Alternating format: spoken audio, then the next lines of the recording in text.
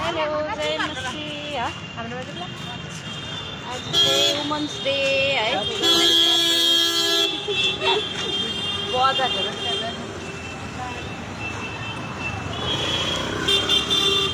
जाँदैछ मान्छे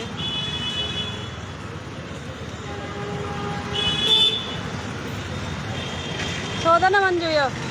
अटो लु रियल बाई बाई ल मेरो रामले लु बाई बाई बाई बाई नानी बाई कस्तो डरलाग्दो गरम भयो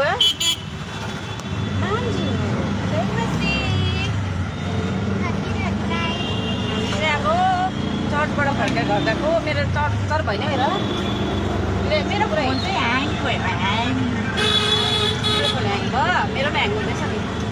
चर्चबाट चाहिँ अब हामी घर गएको आज चाहिँ मैले साडी लगाएको छु है देख्नु भएको छु तपाईँ त साडी लगाएको छु हो आज चाहिँ मलाई पुरा मनपर्छ साडी लगाउँछु हो मनपर्छ र साडी लगाएपछि चाहिँ त्यही हो नि त घाम नमिल्ने बानी छ अब हो अन्त त्यही साडी लगाउँदाखेरि पनि भिन्नु भएन के अरे उयो गर्नु पऱ्यो बस्दा पनि हेर न यसरी बसाइ हुन्छ नि त साडी लगाएर अन्त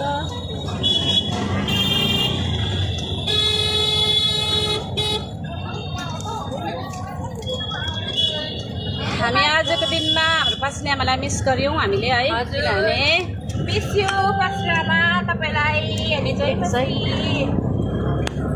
किनभने हर वुमन्स डेमा चाहिँ हामी पास्ने आमाले नै उ गर्नुहुन्छ नि त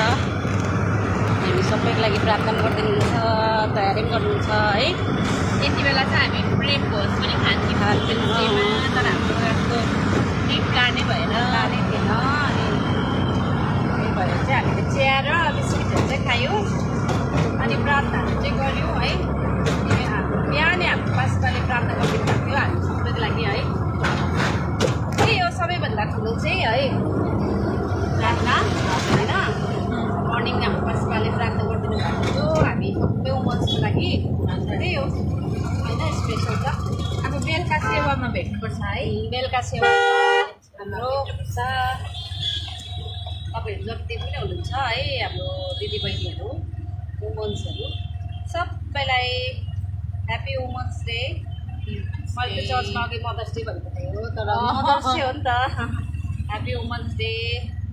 सबैलाई परमेश्वरले आशीर्वाद दिउन् अनि सुरक्षित राखुन् वुमन्सहरूलाई है